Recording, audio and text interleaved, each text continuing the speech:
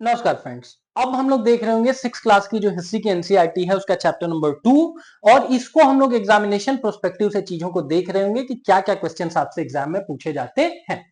Chapter का नाम देख सकते हैं, आरंभिक मानव की खोज में। और बेसिकली जो नवपाषाण युग है या मध्य पाषाण युग है, पूरा पाषाण युग है, उससे संबंधित साइट्स की ही यहाँ पर, स्थलों की यहाँ पर चर्चा की गई है। बहुत छोटा सा चैप्टर है ये, हार्डली 10-15 मिनट में इसको हम लोग देख लेंगे। ठीक है। पहला चीज देखिए क्या लिख रखा है। पहला चीज लिख रखा है कि भारतीय उपमहाद्वीप में कितने समय से आपको आदि मानव रह रहे हैं, तो लगभग 20 लाख साल से। ठीक है।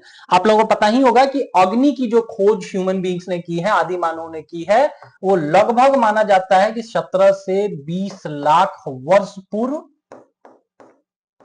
और पिछले 4 लाख सालों से माना जाता है कि जो हम ह्यूमन बींग्स हैं, आदि मानव हैं, उन्होंने आग को कंट्रोल करना, उसका नियंत्रित उपयोग आपको सीख रखा है। ठीक है।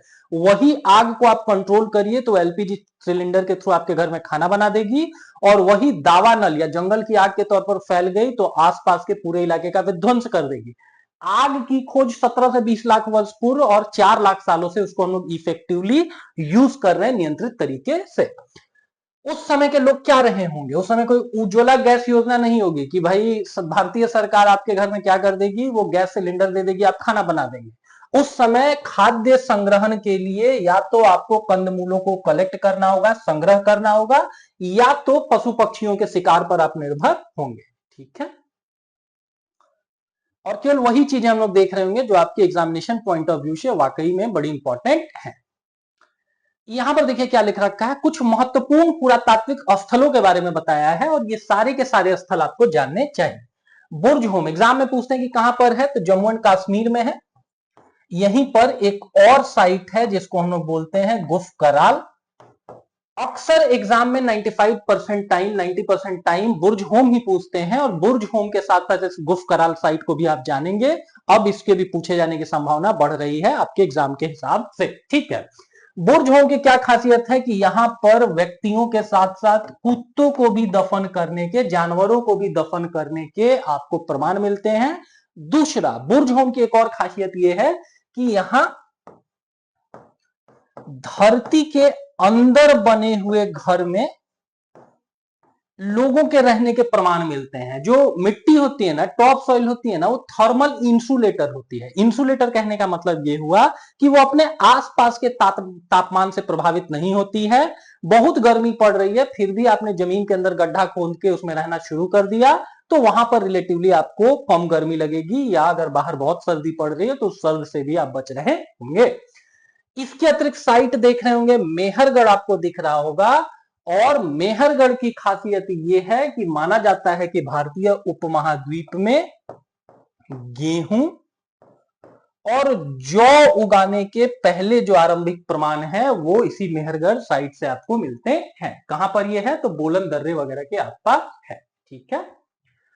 और भी साइट्स को हम लोग देखते हैं, और भी कौन कौन सी साइट्स आपको जानने के लिए इंपॉर्टेंट है उनको एक बार देखते हैं।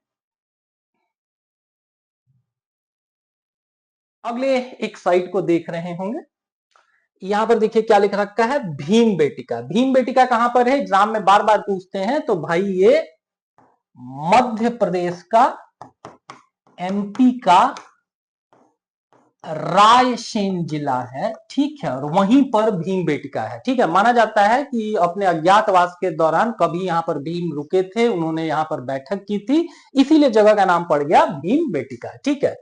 खासियत क्या है इस जगह की, तो यहां पर पूरा पाषाण काल के आपको शैल चित्र देखने को मिलते हैं। बहुत सारी गुफाओं में आपको पेंटिंग्स वगैरह की गई हैं, चौक इत्यादि से। और उसके नीचे किसी पेंटर वगैरह का नाम आपको लिखा हुआ नहीं है, इसीलिए उसको हम लोग आइडेंटिफाई नहीं कर सकते हैं। उतने आदिम कालखंड में हम लोगों ने अभी लिपियों का इजाद नहीं कर रखा था। और इससे रिलेटेड जानेंगे, एग्जाम में पूछेंगे कहां है, एमपी में है। किस चीज के लिए जाना जाता है, पूरा स्थल है जहां पर शैल चित्र पाए जाते हैं। कभी कभी पूछ देते हैं एमपी के किस एग्जैक्ट जिले में है, तो रायसेन में है।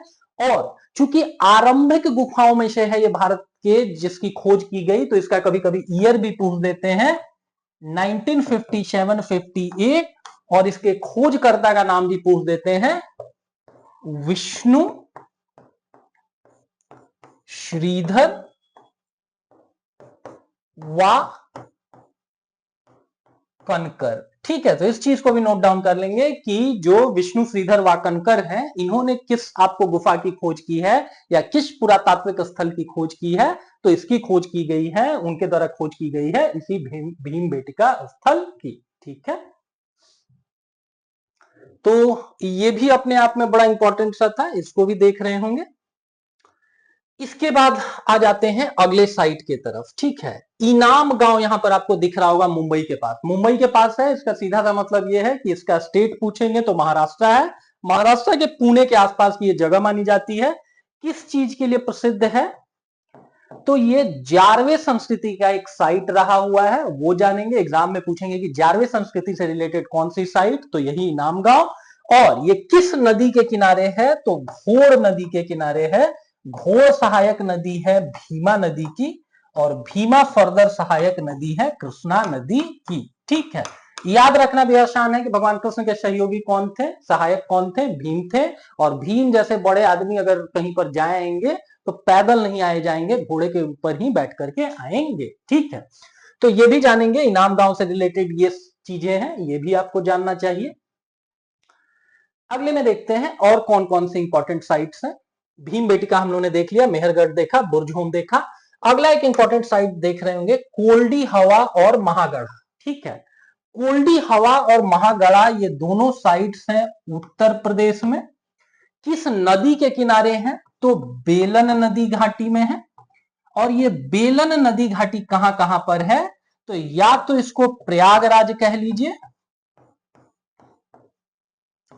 और साथ साथ इसको मिर्जापुर भी कहा जा सकता है। ठीक है, वो कालीन भैया वाला मिर्जापुर। तो अक्सर प्रयागराज ही ऑप्शन में देते हैं, कभी कभी मिर्जापुर भी दे देते हैं। एग्जाम में पूछेंगे कोल्डी हवा महागढ़ा कहां, उत्तर प्रदेश। उत्तर प्रदेश में किस नदी घाटी में, तो बेलन में। और बेलन नदी घाटी का विस्तार कहां पर है, तो प्रयागराज और मिर्जापुर में। ये जो बेलन नदी है ये टोन्स नदी की सहायक नदी है, चाहे तो नोट डाउन कर सकते हैं। और टोन्स नदी आगे जाकर के किसमें सम्मिलित हो जाती है, तो गंगा नदी में। तो दैट मीन्स कि ये गंगा की ही एक तरीके से सहायक नदी हुई। ठीक है, कोल्डी हवा से आपको क्या, कोल्डी हवा और महागढ़ा का क्या इंपॉर्टेंस है कि यहां पर आपको देखने को मिलते हैं कौन सी चीजें, तो यहां पर आपको देखने को मिलते हैं आरंभिक कृषि के प्रमाण। और कोल्डी हवा ऐसी साइट्स मानी जाती है जहां पर भारतीय उपमहाद्वीप में सबसे पहली बार चावल की खेती संभवतः प्रारंभ की गई। ठीक है, तो ये भी एग्जामिनेशन पॉइंट ऑफ व्यू से इंपॉर्टेंट है, इसको भी एक बार आप लोग देख रहे होंगे। ठीक है, और नीचे आ जाइए, हुशंगी एक साइट दिख रहा होगा, ये साइट कहां पर है, तो ये साइट है कर्नाटक।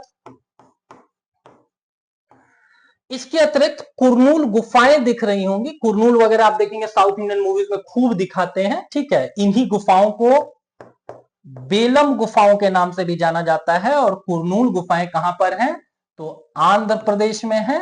और यहां पर राख के आपको अवशेष मिले हुए हैं, और राख दैट मीन्स कि वहां पर आग जलाई होगी आदि मानवों ने।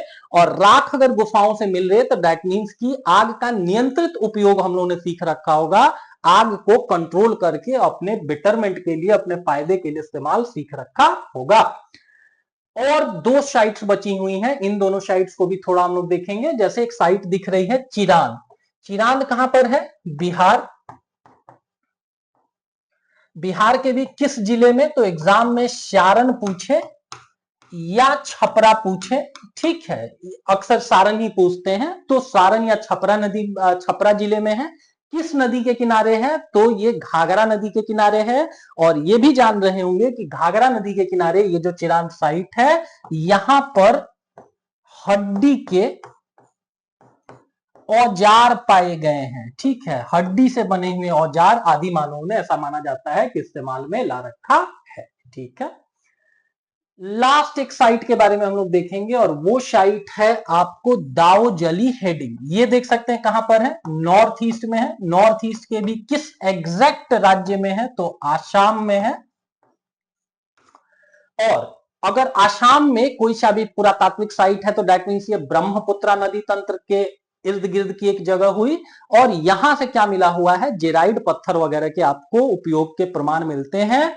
और ये जो पत्थर है वो यहां पर स्थानीय रूप से उपलब्ध नहीं था, तो अगर किसी दूर पर अगर कोई सी भी चीज पाई जा रही है, वो अगर लेट से बिहार में आपको उपलब्ध है, तो इसका सीधा सा मतलब है कि बिहार के व्यापारिक संबंध या अन्यत्र संबंध उस पर्टिकुलर जगह से रहे हुए हैं। ये जो जेराइट पत्थर था वो माना जाता था कि चीन से यहाँ के आदि मानव लेकर के आते थे। ठीक, इन्हीं साइट्स को देखना है आपको। आरंभिक गांव में से हम लोगों ने बात कर ही लिया, आरंभिक गांव में से आप इनाम गांव का नाम रख सकते हैं। इसके अतिरिक्त 9 पाषाणिक स्थलों में से आप कंसीडर कर सकते हैं दाऊजली हेडिंग को, कोल्डी हवा महागढ़ा को, चिरांद को, और उसके अतिरिक्त एक साइट यहां पर कर्नाटक में और देख रहे होंगे हल्लूर, इसको भी रखा जा सकता है। ठीक है, और साथ साथ ये जो बुर्ज होम और मेहरगढ़ साइट्स है, ये भी आपको किससे रिलेटेड है, तो 9 पाषाणिक पुरातात्विक स्थल से संबंधित है। और एक जो सबसे इंपॉर्टेंट चीज ये है कि इन सारी साइट्स में से जो सबसे पुरानी साइट्स हैं वो वैसी साइट्स हैं जहां पर रेड मार्क लगा हुआ है, मतलब जो पूरा पाषाणिक पूरा स्थल है। और देख सकते हैं उसमें से हुसंगी आता है कर्नाटक में, कुरनूल आता है आंध्र प्रदेश में, और इसके अतिरिक्त भीम बेटिका आता है। तो भीम बेटिका हो गया, ये हुसंगी हो गया, और कुरनूल, ये तीनों सबसे पुरानी आपको साइट्स हैं। ठीक है, आगे फिर हम लोग देखते हैं कि यहां पर और क्या हमारे जानने समझने के लिए है।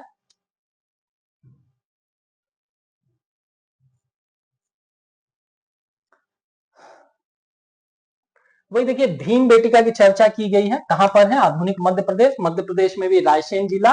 वहां पर माना जाता है कि गुफाओं और कंदराओं में आरंभिक जो व्यक्ति थे, जो आदि मानव थे, वो रहा करते थे, उनका वास था। ठीक है, यही गुफा है, देख सकते हैं इस गुफाओं में अगर कोई सारी आदि मानव है। गुफाएं क्या करती हैं, एक तरीके से जंगली जानवरों के अगेंस्ट आपको प्रोटेक्ट करती हैं, 3 तरीके से कवर्ड है वो। अगर आप खुले जगह में है तो इसका मतलब चारों तरफ से आप पर आक्रमण हो सकता है।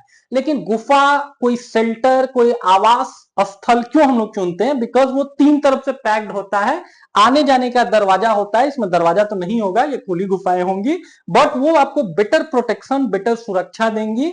हर तरफ से आपके ऊपर लोग आपके निवास स्थल में एंटर नहीं कर सकते हैं, and that is such a good thing.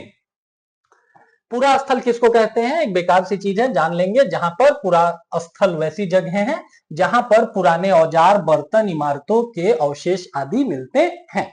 ठीक है, कुरनूल गुफा हम लोगों ने बात किया है, कुरनूल कहां पर, आंध्र प्रदेश।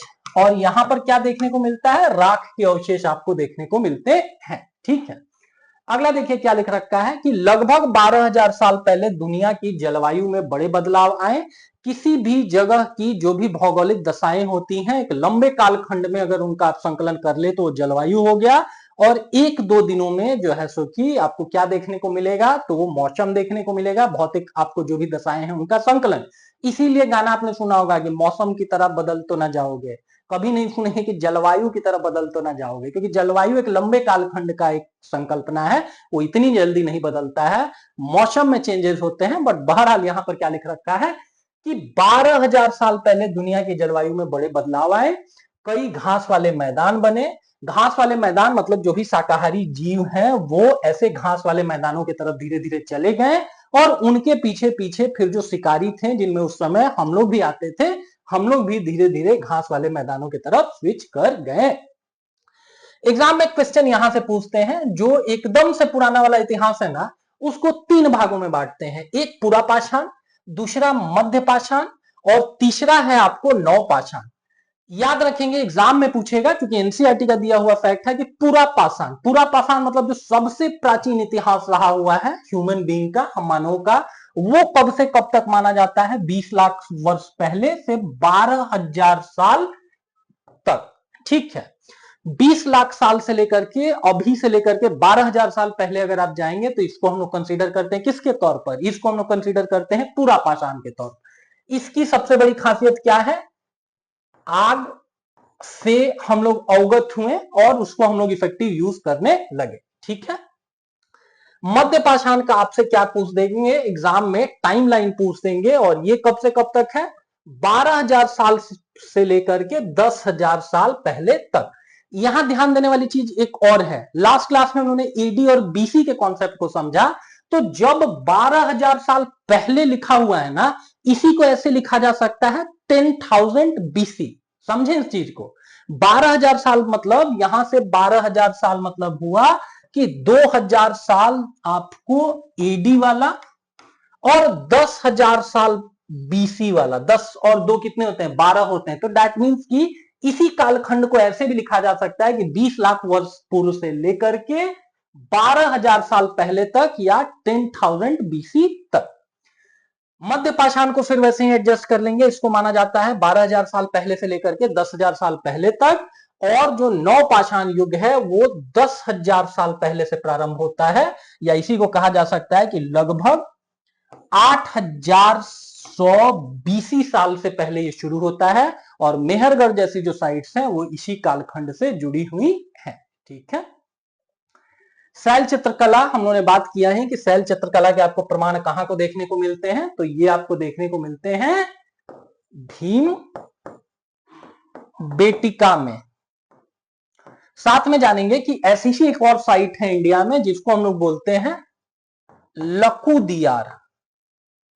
और ये लकुदियार साइट, चूंकि भीम बेटिका इतनी बार एग्जाम में पूछा हुआ है ना कि अब हो सकता है वो लकुदियार पूछ ले। लकुदियार कहां पर है? तो लकुदियार साइट है आपको उत्तराखंड में। ठीक है। यूके, यूके मतलब यूनाइटेड किंगडम नहीं समझना है, for the time being Uttarakhand समझना है। ठीक है।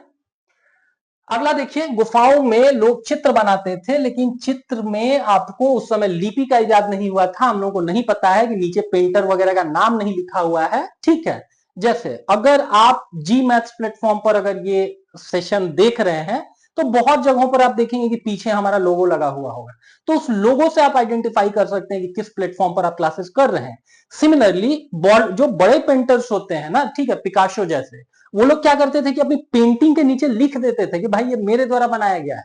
तो उससे हम लोग जान लेते हैं कि अमुक ये व्यक्ति के द्वारा इस चीज की रचना की गई है। यहां पर जो पुराने हम लोगों को शैल चित्र देखने को मिलते हैं उसमें कहीं पर भी पेंटर वगैरह का नाम नहीं लिखा हुआ है।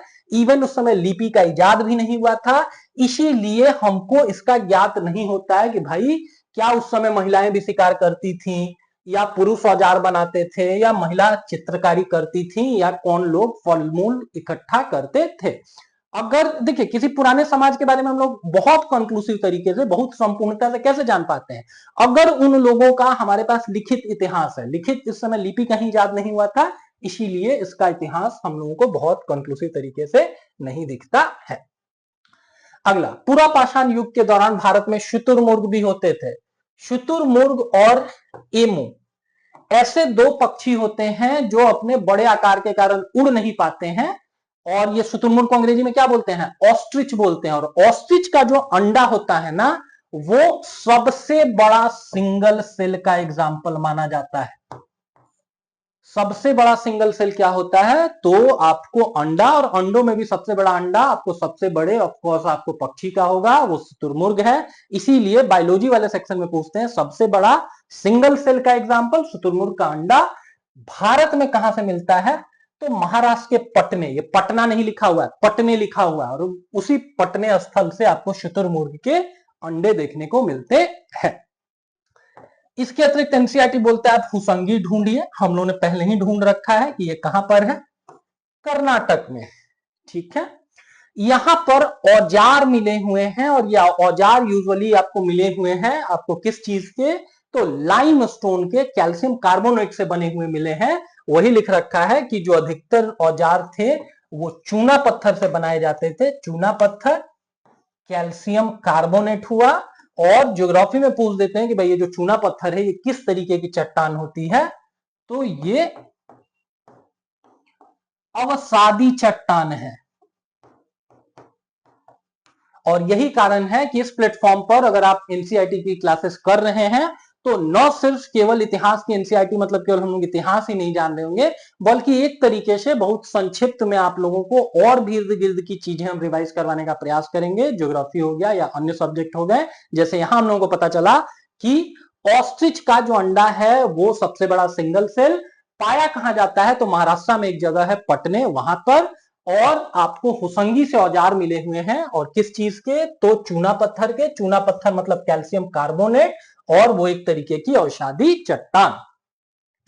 शैल चित्रों के उदाहरण दिए गए हैं। और इसी के साथ ये चैप्टर आपका खत्म हो जाता है। हम लोगों ने बात किया ही था कि एक छोटा सा चैप्टर है, बहुत जल्दी इसको हम लोग देख रहे होंगे। अगर आप इस प्लेटफॉर्म पर नए हैं, अगर ये वीडियो आपको अच्छा लगा, आपके परीक्षा के हिसाब से उपयोगी लगा, तो इट्स अ हम्बल रिक्वेस्ट कि आप हमारे चैनल को सब्सक्राइब कर लें और वो बेल आइकन वाला जो बटन है उसको भी प्रेस कर ले, ताकि बहुत जल्दी आपको चीजें नोटिफाई हो सके। तो मिलते हैं ऐसे ही किसी और वीडियो में। इस टॉपिक से रिलेटेड कोई और तथ्य है जिसको आप और डिटेल में जानना चाहते हैं, तो नीचे दिए गए कमेंट वाले सेक्शन में एक बार कमेंट कर देंगे। अगर कोई तथ्य और आपको लगता है और डिटेल में बात करना है या और कुछ बात करना हम लोग से छूट गया है, तो उस चीज को भी हम लोग फिर कवर अप कर देंगे। ठीक है, थैंक यू।